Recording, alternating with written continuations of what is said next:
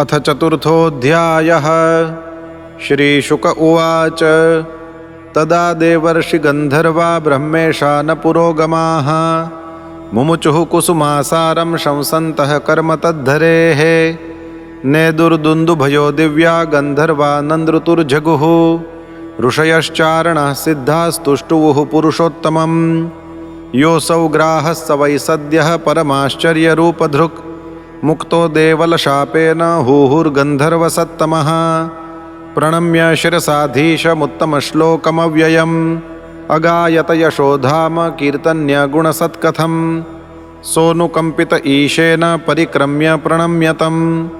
लोकस्य पश्यतो लोकं स्वमगान्मुक्तकिल्बिषः गजेन्द्रो भगवत्स्पर्शाद् विमुक्तो ज्ञानबन्धनात्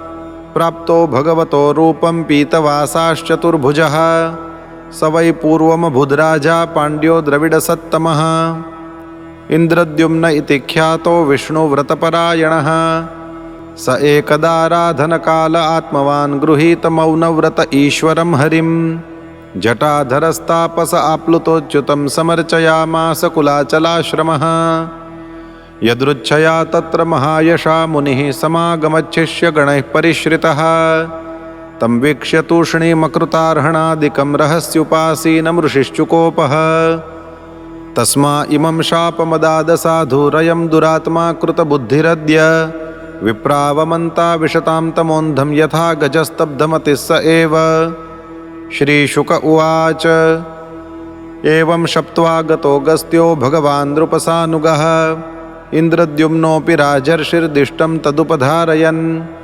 आपन्नः कौञ्जरीं योनिमात्मस्मृतिविनाशिनीं हर्यर्चनानुभावेन यद्गजत्वेऽप्यनुस्मृतिः एवं विमोक्ष्य गजयूथपमब्जनाभस्तेनापि पार्षद्गतिं गमितेन युक्तः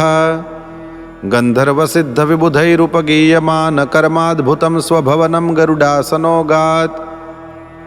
एतन्महाराज तवेरितो मया कृष्णानुभावो गजराजमोक्षणम्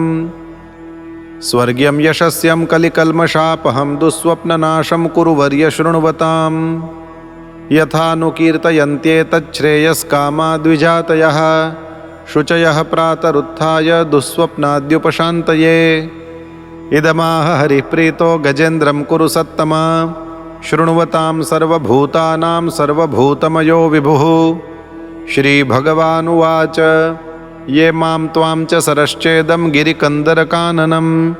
वेत्रकीचकवेणूनां गुल्मानि सुरपादपान् शृङ्गाणीमानि धिष्ण्यानि ब्रह्मणो मे शिवस्य च क्षीरोदं मे प्रियं धाम श्वेतद्वीपं च भास्वरं श्रीवत्सं कौस्तुभं मालां गदां कौमोदकीं मम सुदर्शनं पाञ्चजन्यं सुपर्णं पतगेश्वरम् शेषं च मत्कलां सूक्ष्मां श्रियं देवीं मदाश्रयां ब्रह्माणं नारदमृषिं भवं प्रह्लादमेव च मत्स्यकूर्मवराहाद्यैरवतारैः कृतानि मे कर्माण्यनन्तपुण्यानि सूर्यं सोमं हुताशनं प्रणवं सत्यमव्यक्तं गोविप्रान् धर्ममव्ययं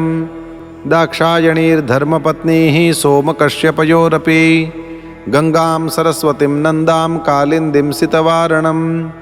ध्रुवं ब्रह्म ऋषीन् सप्त पुण्यश्लोकांश्च मानवान् उत्थाया पररात्रान्ते प्रयताः सुसमाहिताः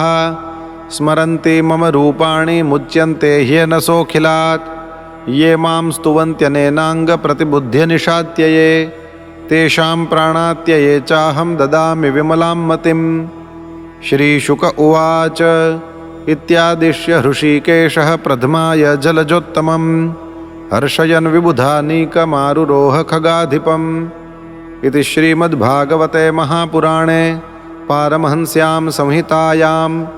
अष्टमस्कन्धे गजेन्द्रमोक्षणं नाम चतुर्थोऽध्यायः।